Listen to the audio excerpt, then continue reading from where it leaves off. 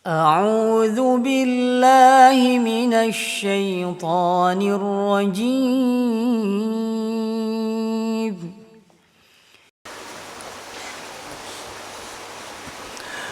Assalamualaikum warahmatullahi wabarakatuh.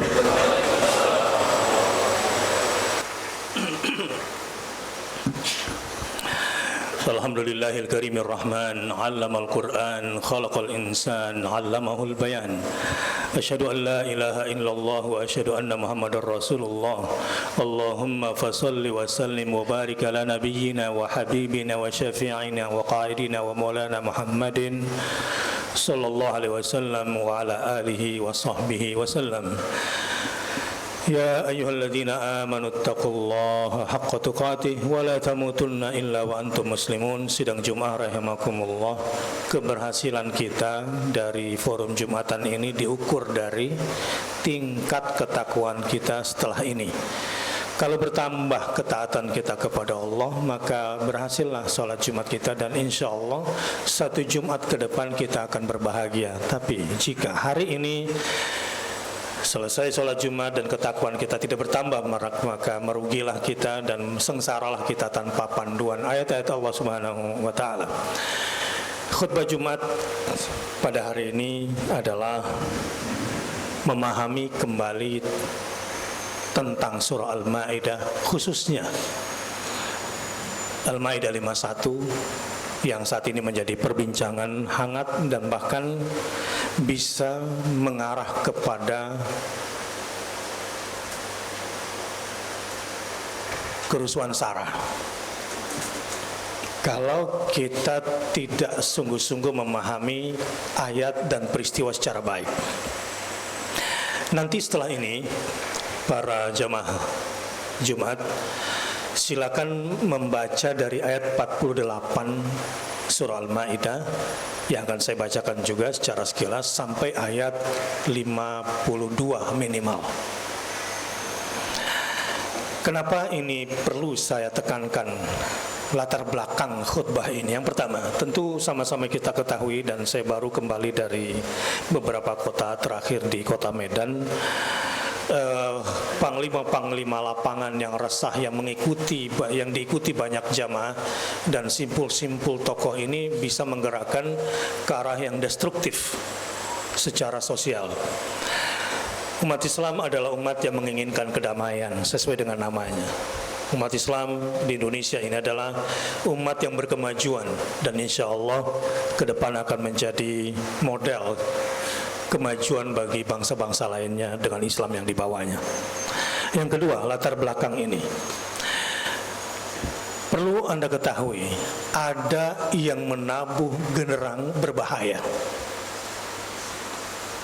Berbicara tentang Al-Ma'idah 51, kalau ingin baca dari ayat 48, ini mau tidak mau akan terjadi persimpangan yang sangat tajam, baik di kalangan orang Islam sendiri maupun non-Muslim, khususnya Ahlul Kitab. Ini akan menjadi titik pembeda siapa fasik, siapa munafik, siapa mukmin. Dan kalau kita tidak berpandukan Al-Quran, ini bisa ribut, bisa rusuh.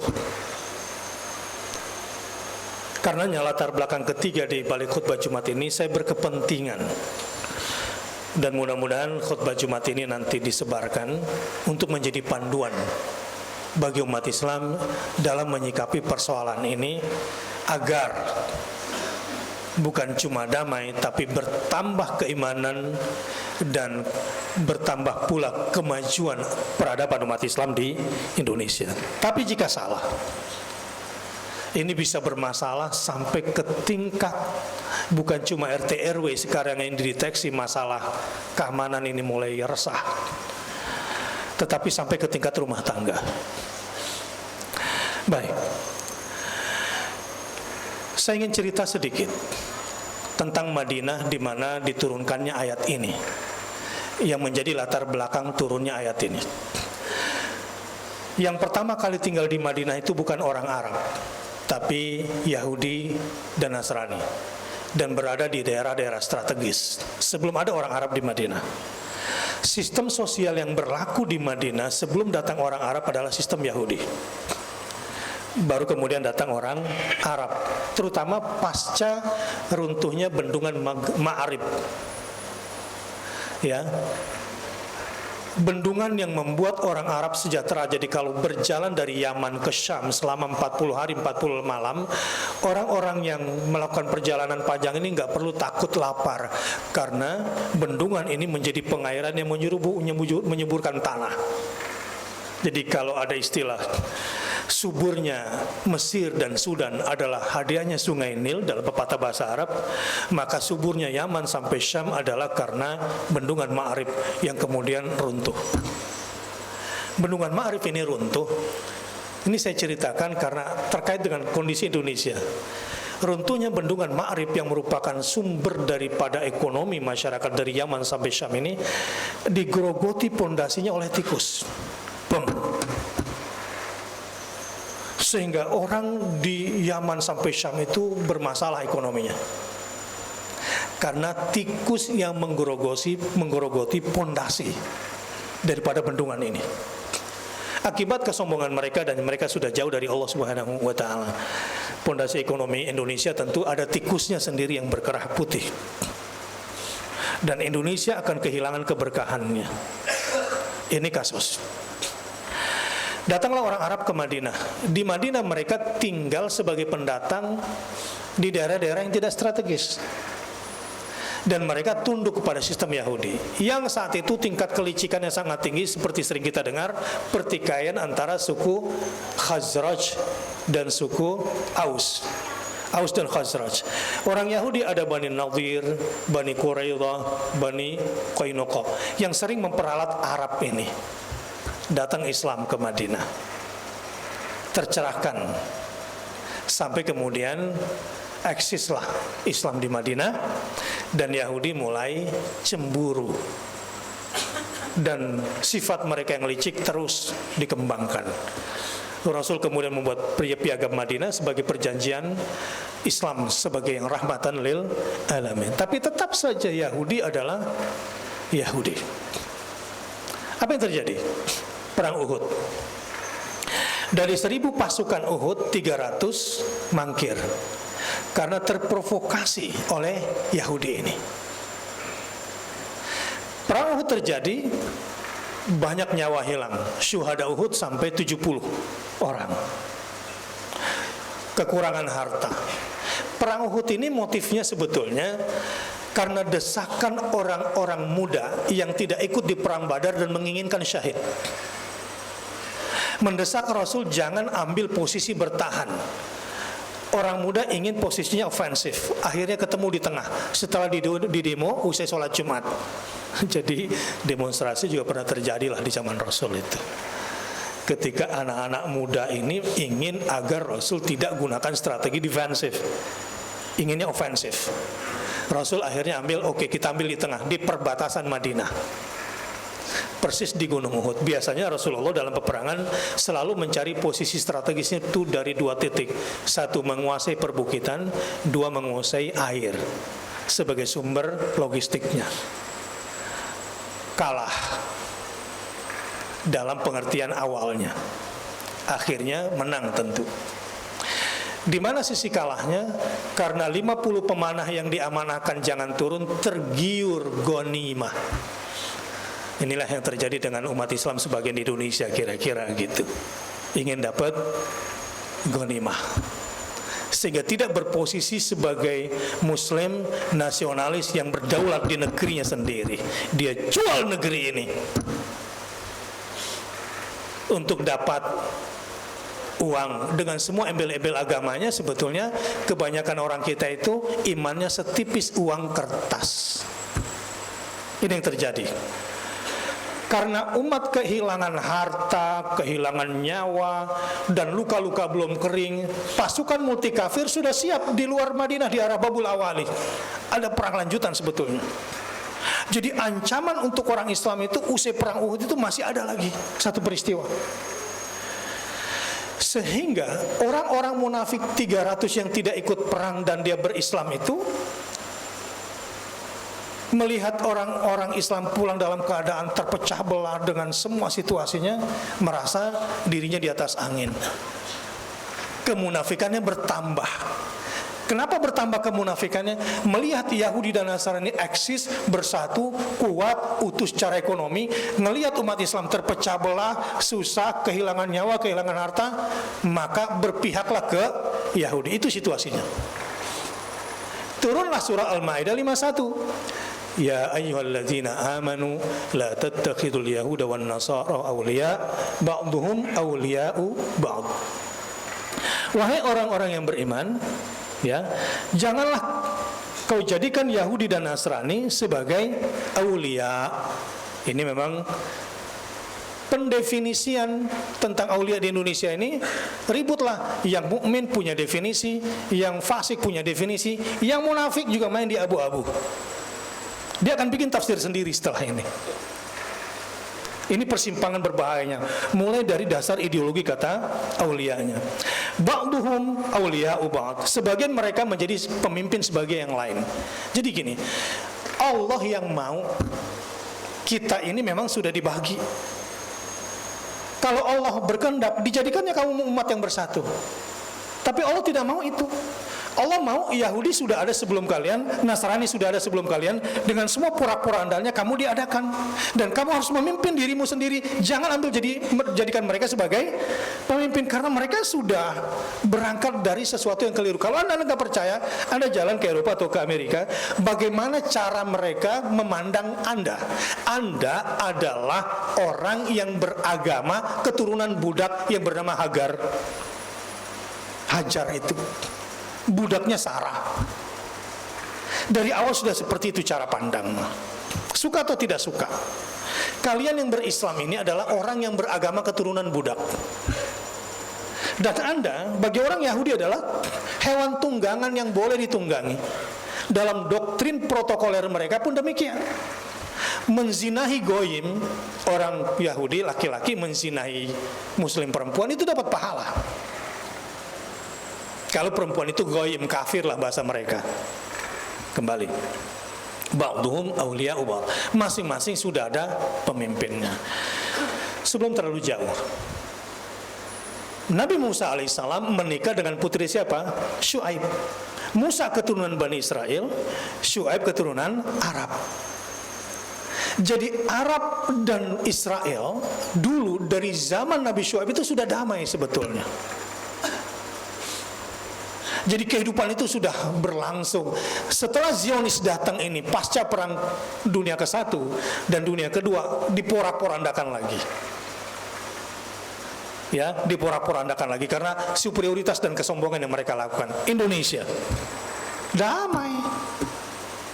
Jakarta Utara saya kecil damai, di situ nggak ada apa-apa. Kenapa kemudian ini situasi menjadi seperti ini? Ada, gampangnya saya bilang, ada ujian dari Allah buat umat Islam di Indonesia ini. Dan ini persimpangan yang tidak mudah umat Islam melewatinya, kecuali dengan izin dan pertolongan Allah Subhanahu wa taala. Saya setelah melihat ayat 48 sampai ayat 52 ini menjadi terus terang worry di saya ini. Jadi ngeri. Kalau ini duduknya nggak benar ini. Umat Islam baca Quran baik-baik. Ya, saya selesaikan dulu. Ba'dhum awliya'u ba'd. Sebagian kalian menjadi pemimpin bagi sebagian yang lain. Innallaha wa may yatawallahum minkum fa innahu minhum. Barang siapa menjadikan Nasrani atau Yahudi sebagai pemimpinnya, maka Allah menganggap dia bagian dari Yahudi atau bagian dari Nasrani. Bagaimana tidak? Karena dia dipimpin, mau tidak mau harus mengikuti aturan si pemimpin, budaya si pemimpin. Undang-undang ditafsirkan berdasarkan persepsi dan ideologi si pemimpin, mau tidak mau. Misalnya, bagi dia daripada lu takbiran malam-malam, bikin rusak juga kadang kecelakaan, mendingan lu bikin Jakarta Festival Night. Dia tidak melihat ini syiar, dan bagi dia ini adalah sebuah senang-senang. Beda persepsinya. Ya. Tapi kedamaian sudah ada di Indonesia, dan umat Islam adalah umat yang paling toleran. Dan insya Allah sampai hari ini, insya Allah kita semua tetap toleran. Tapi toleransi umat Islam tidak akan pernah bisa mentoleransi intoleran. Ini yang juga mesti difahami. Umat Islam tidak akan mentoleransi orang-orang yang intoleran. Ini batasannya toleransi di dalam Islam. Lakum dinukum waliyadin. Batasan toleransi ideologisnya adalah tidak mentolerir intoleran. Innallaha la yahdil qaumal zalimin. Sesungguhnya Allah tidak memberikan petunjuknya kepada kaum-kaum yang zalim. Para ulama menafsirkan bahwa kenapa sih tidak boleh menjadikan Yahudi dan Nasrani sebagai pemimpin? Karena sejarahnya dari dulu sampai sekarang berkhianat. Selalu terjadi itu pengkhianatan. Bahkan wa ma tukhfi suduruhum akbar. Apa yang disembunyikan di dalam hatinya ini jauh lebih besar. Ini bukan Bakhtiar Nasir yang bicara. Informasi dari pencipta manusia, informasi dari Tuhan yang menciptakan orang Yahudi dan menciptakan perasaan orang Yahudi dan Nasrani. Qad badatil baghdha'u min afwahihim wa ma tukhfi sudurhum akbar. Permusuhan di permukaan kelihatan, apa yang disembunyikan di dalam hatinya jauh lebih besar. Sidang Jumat rahimakumullah. Saya mau baca sejarah yang melingkupinya dulu dari ayat 48 supaya kita kemudian aware, kita sadar, kemudian tahu apa yang harus kita lakukan. A'udzu billahi minasyaitonir rajim. Wa anzalna ilaikal kitaba bil haqq.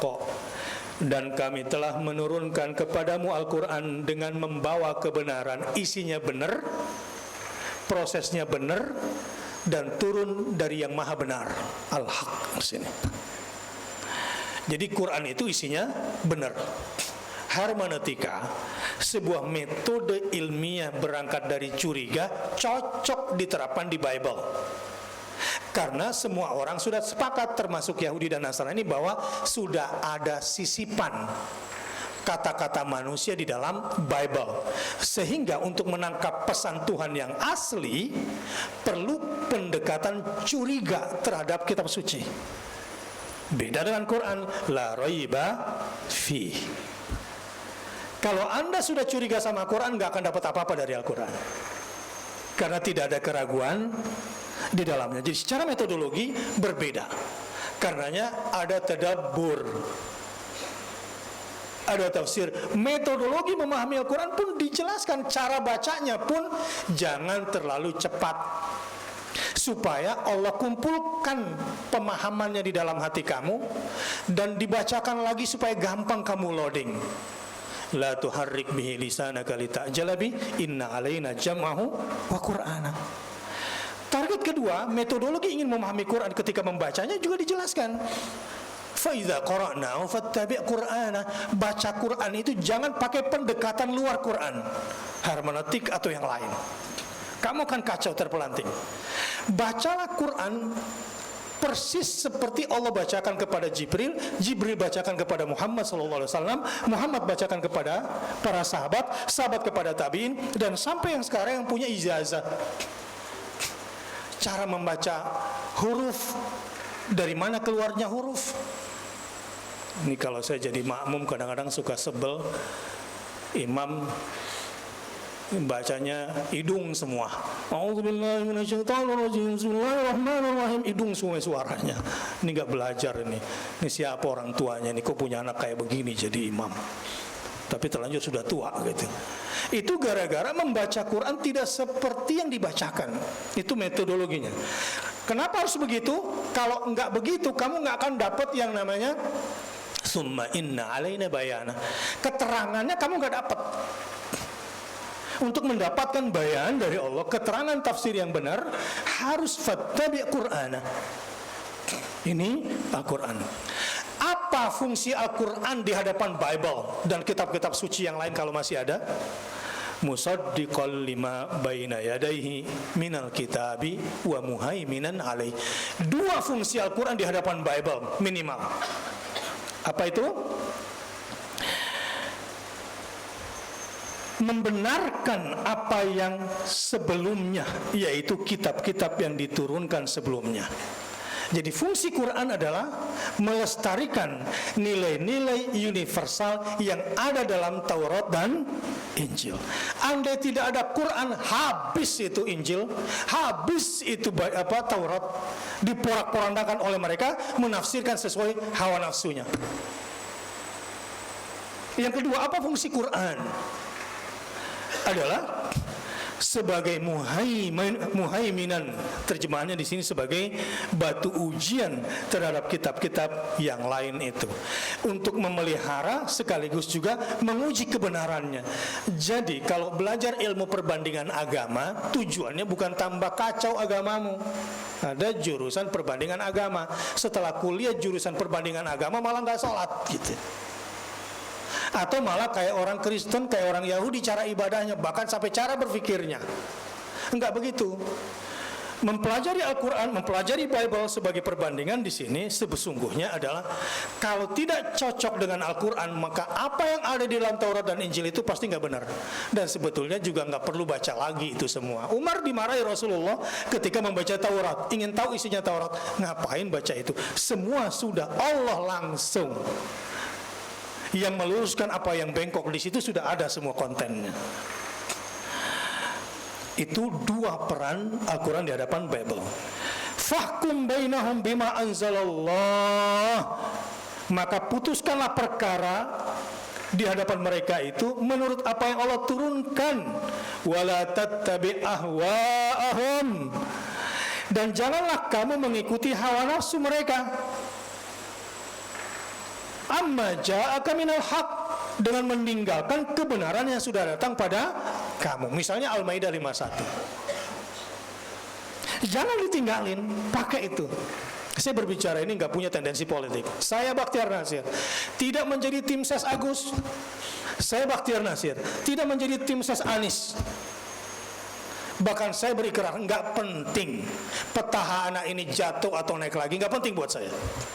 Yang penting buat saya adalah kalau Al-Maidah 51 sudah ditegakkan di Indonesia, insya Allah baldatun thayyibatun wa rabbun ghafur. Gemah ripah loh jinawi, kedamaian akan tegak, rahmatan lil alamin akan tegak di Indonesia ini. Ini umat Islam masih bodoh saja, damai Indonesia. Gimana kalau umat Islamnya pintar? Ini umat Islam masih kacau sholatnya. Gimana kalau sholatnya baik? Indonesia ini akan menjadi mercusuar peradaban Islam dan akan membawa kemajuan di dunia ini. Allahu Akbar. Kenapa? Jangan tinggalkan Al-Quran. Likullin ja'alna minkum syir'atan wa minhaja.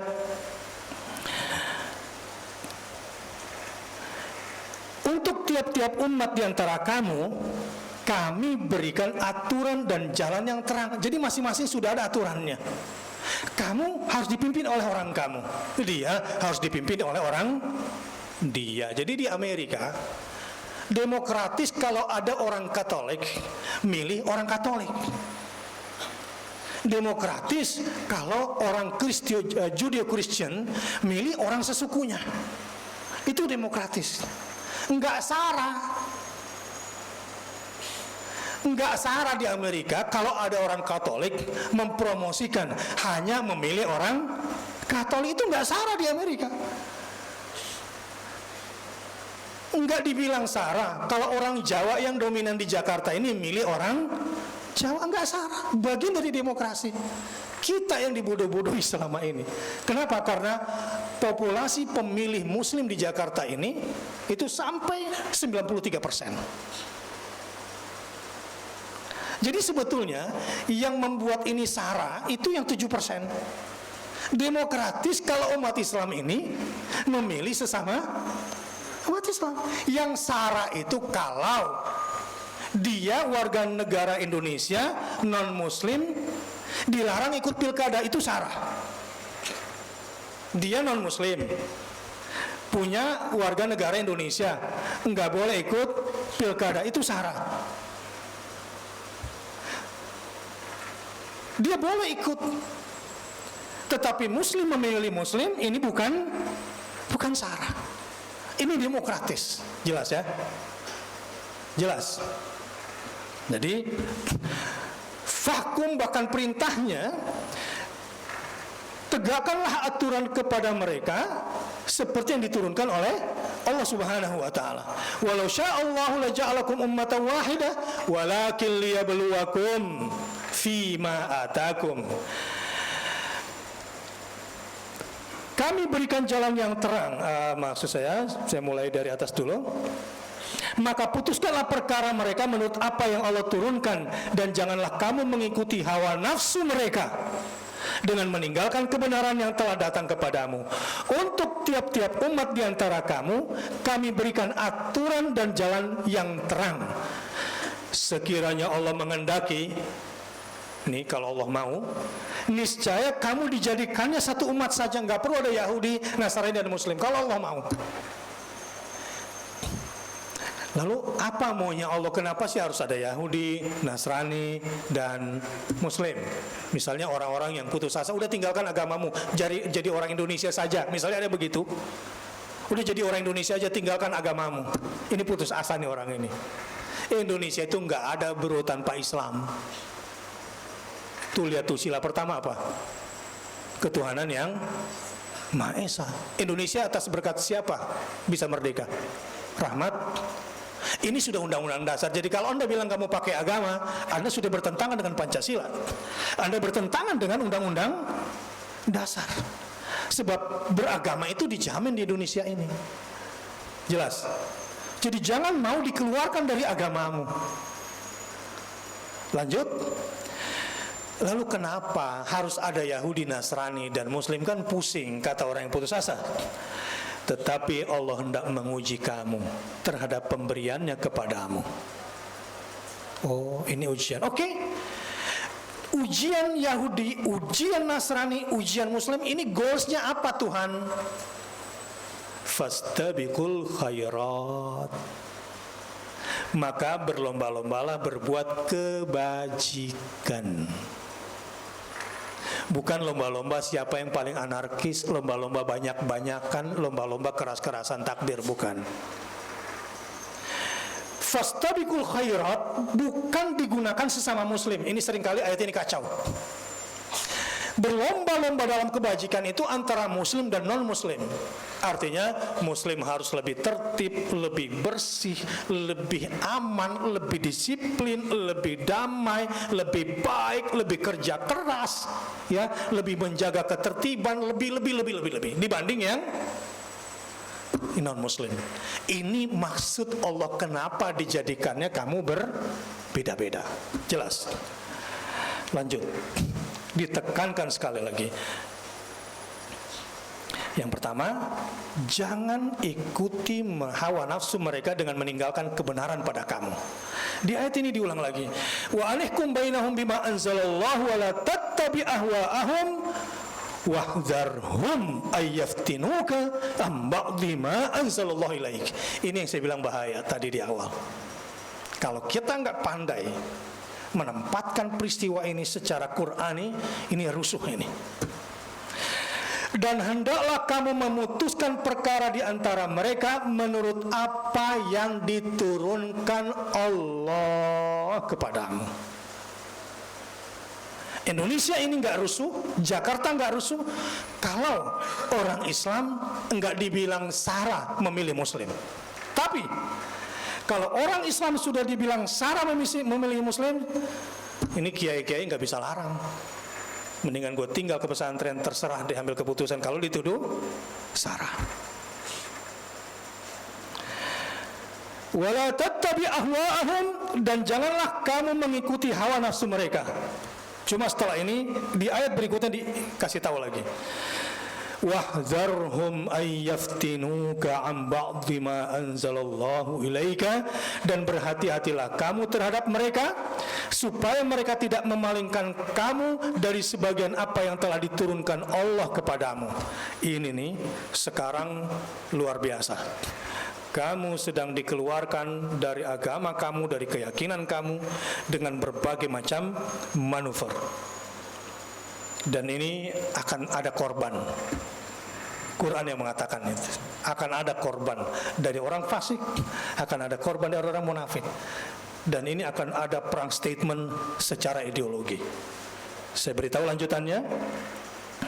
Jika mereka berpaling dari hukum yang telah diturunkan Allah, nih pasti ada yang berpaling nih dari kalangan munafikin, sebagaimana yang terjadi di Madinah. Maka ketahuilah bahwa sesungguhnya Allah menghendaki akan menimpakan musibah kepada mereka disebabkan sebagian dosa-dosa mereka. Ini nih yang menjadi corong untuk menyerang Islam padahal dia Muslim, pasti nyesal itu akibat dosa-dosanya. Dan kita lihat situasi semakin berkembang. Sidang Jumat rahimakumullah, saya ingin tutup. Lalu setelah Al-Maidah 51 ini sebetulnya akan ada apa Ustaz menurut Al-Quran? Apa terawang Quran ke depan dengan dilemparnya isu berbahaya ini? Ini bola panas sebetulnya. Kalau orang itu ngerti, terus terang setelah saya membaca ayat ini ada bola panas yang dilempar ini. Dan kira-kira nanti kemana ke depan supaya kami terang dalam mengambil keputusan. Beruntunglah jadi orang beriman kepada Al-Quran. A'udzubillahi minasyaitonirrajim. Apa yang kamu lihat ke depan? Apa yang akan kamu ambil, yang kamu putuskan ke depan? Lihat ayat ini. Fataral ladzina fi qulubihim maradun yusari'una fihim. Dalam kondisi seperti ini, sebagaimana dulu terjadi di Madinah padahal masih ada Rasulullah, kamu akan menyaksikan orang-orang yang sakit hatinya, ada penyakit di dalam hatinya, artinya munafik, akan bersegera mendekat kepada Yahudi dan Nasrani. Orang-orang yang munafik nih dalam kondisi gini merapat ke sana. Kenapa begitu Ustaz? Ayat yang menjelaskan. Kenapa mereka sampai seperti itu? Yaquluna nakhsha an tusibana dairah.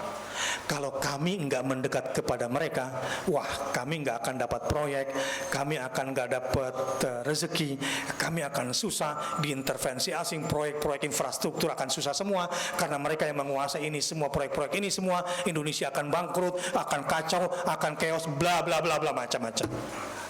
Takut akan tertimpa musibah. Ujung ayat ini langsung Allah jawab, nggak usah khawatir dengan kepengecutan mereka itu. Saya mau tanya semua jamaah ada di sini, mana yang dulu ada? Kita dulu yang ada baru dibuatkan makanan sama Allah, atau makanan dan semua fasilitas yang kita butuhkan diciptakan Allah baru ada manusia? Kita semua fasilitas dulu yang ada. Sebelum ada orang di Indonesia, Indonesia sudah disiapkan dulu sama Allah. Kamu itu lahir telanjang, nggak bawa apa-apa, kok takut? Saya mau tanya, kira-kira apa yang ada di dalam jiwa para pahlawan Republik Indonesia ini? Kok bisa mereka mewariskan Indonesia yang begini luas dan kaya raya? Senjata apa yang dimiliki oleh para pahlawan kita dulu kok bisa mewariskan Indonesia yang begini kuat, yang begini hebat? Mereka tidak punya senjata kecuali bambu runcing. Kalaupun punya senjata, hasil rampasan dari musuh. Jangankan seragam tentara, sepatu kulit yang mewah nggak punya mereka itu. Yang mereka punya untuk Indonesia adalah Allahu Akbar, merdeka atau mati dengan Allahu Akbar. Allah kasih kemerdekaan. Jepang dibom Hiroshima, dibom Nagasaki lewat tangan Amerika, pulang tanpa diusir. Pulang begitu saja. Ini persis kisah Nabi Musa.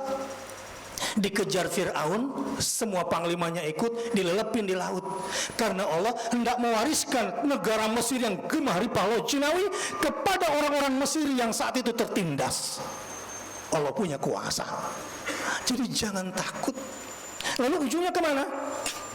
Jaga keamanan di Indonesia, jangan kehilangan agamamu, terus pertahankan Undang-Undang Dasar 45, Negara Kesatuan Republik Indonesia dengan nyawa dan darahmu. keluarkan hartamu untuk Indonesia. Ini bagian daripada jihad fisabilillah.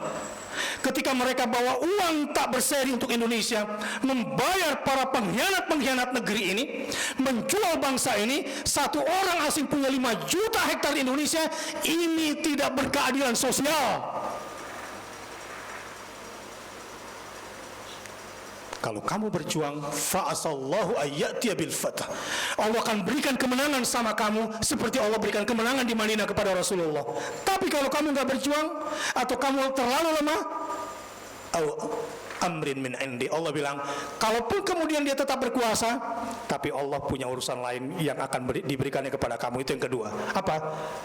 Mereka kira setelah berkuasa bakal dapat apa-apa. Allah bilang di dalam ayat ini, dalam tafsirannya, mereka akan putus asa, mereka akan kehilangan angan-angannya, akan dapat pepesan kosong, makan angin dia. Asal kita konsisten dengan aturan-aturan yang kita tetapkan bersama untuk Indonesia dan berpegang kepada ayat Allah Subhanahu wa taala. But the end of all, ujung dari semua cerita ini nanti, fayusbihu ala ma asarru fi anfusihim nadimin. Sekarang ini mereka yang sedang bermanuver, melempar isu, test the water, ingin membuat goncangan dengan semua rahasia-rahasia tersembunyi. Allah bilang mereka akan menyesal dengan semua yang disembunyikan dari semua rencana-rencana, dari propaganda-propaganda dan agenda-agendanya. Dia akan menyesal. Insya Allah Indonesia bangkit, Indonesia jaya bersama Islam dan umat Islam yang senantiasa beriman dan berpegang kepada Qur'annya. Barakallahu li wa lakum fil Qur'anil Karim wa nafa'ani wa iyyakum bima fihi minal ayat wa dzikril hakim wa taqabbala minni wa minkum tilawatahu innahu huwal ghafurur rahim. Alhamdulillahi wa kafa, wassalatu wassalamu ala nabiyil mustafa wa ala alihi wa sahbihi wa man tabi'ahu ila yaumil wafa. Ittaqullaha haqqa tuqatih, ittaqullaha faqad fazal muttaqun. Bertakwalah maka kamu akan menang. Di khutbah kedua saya ingin berikan sedikit kesimpulan. Kenapa Allah harus turunkan Al-Maidah 51? Kenapa Indonesia digoncang dengan Al-Maidah 51? Ini bukan kebetulan. Ini bukan soal video yang tiba-tiba terlepas begitu saja, editan, bukan. Ini bukan soal keplesetnya lidah. Kalau sudah menjadi isu nasional, bahkan sudah menjadi isu internasional, ini bukan soal kepleset. Ini rekayasa Allah. Anda mau tahu kenapa ada gonjang-ganjing Al-Maidah 51? Karena ada yang ingin berbuat seperti yang ada di Al-Maidah 50. Saya bacakan ayat 50, apa yang dia mau. A'udzu billahi minasyaitonir rajim. Afa hukmal jahiliyyati yabghun? Afa hukmal jahiliyyati yabghun? Apakah hukum jahiliyah yang akan mereka kehendaki?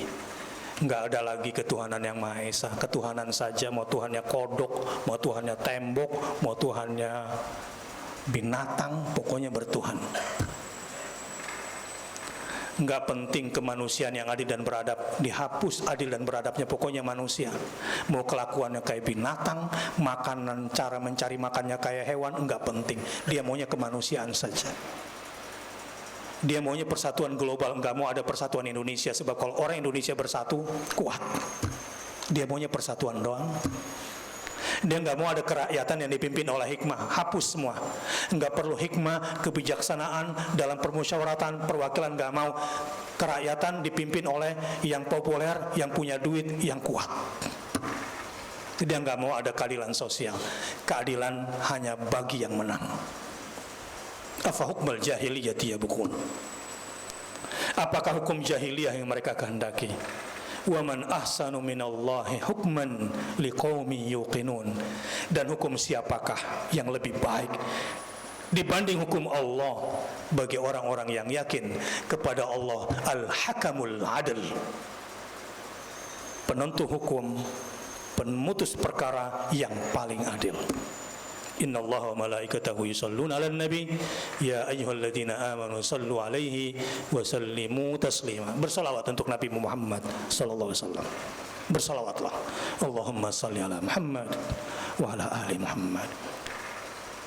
mungkin jarang sholawat sehingga kurang mendapatkan syafaat. Bersalawatlah. Kama shallaita ala Ibrahim wa ala ali Ibrahim wa barik ala Muhammad wa ala ali Muhammad kama barakta ala Ibrahim wa ala ali Ibrahim fil alamin innaka Hamidum Majid. Wa ala sahabati ajma'in wa ala tabi'in wa tabi'it tabi'in lahum bi ihsanin ila yaumiddin warhamna ma'ahum bi rahmatika ya arhamar rahimin. Allahumma ighfir lil muslimina wal muslimat wal mu'minina wal mu'minat al ahya minhum wal amwat ya Allah. Setulus kami memohon ampun atas dosa-dosa kami, ampunkanlah dosa-dosa muslimin dan muslimat, mukminin dan mukminat yang masih hidup maupun sudah wafat ya Allah. La tusallit alaina bidzunubina man la yakhafuna wa la yarhamuna. Ya Allah, jangan kau berikan kepada kami penguasa yang jahat kepada kami akibat dosa-dosa kami yang kami lakukan sendiri. Dan jangan kau berikan kepada kami pemimpin yang tidak sayang kepada kami dan tidak takut kepadamu ya Allah. Allahumma ansur man nasaraddin wa khdzul man khadzalal muslimin. Allahumma a'izzal islam wal muslimin wa ahlikil kafarata wal musyrikin a'da'aka a'da'ad-din. Rabbana ja'al baladana hadha Indonesia aminan mutma'innan warzuq ahlahu minas samarati man amana minhum billahi wal yaumil akhir. Ya Allah, dengan tulus dan penuh pengharapan kami bermohon kepadamu, jadikanlah negara kami Indonesia ini negara yang aman, negeri yang tentram, dan berikanlah rezeki buah-buahan kepada mereka yang beriman kepadamu dan kepada hari akhir. Tambahkanlah karunia kepada Indonesia, kepada kami yang menegakkan kalimatmu dan berpegang kepada hukummu. Rabbana taqabbal minna innaka antas samiul alim wa tub alaina innaka antat tawwabur rahim. Rabbana atina fid dunya hasanah wa fil akhirati hasanah wa qina adzabannar. Ibadallah, inna Allah ya'muru bil adli wal ihsan wa ita'i dzil qurba wa yanha 'anil fahsya'i wal munkari wal baghi ya'idzukum la'allakum tadhakkarun. Fadhkurullahal 'azima yadhkurukum washkuruhu 'ala ni'amihi yazidukum wa la dzikrullahi akbar. Wallahu ya'lamu ma tasna'un. Allahu akbar, Allahu akbar.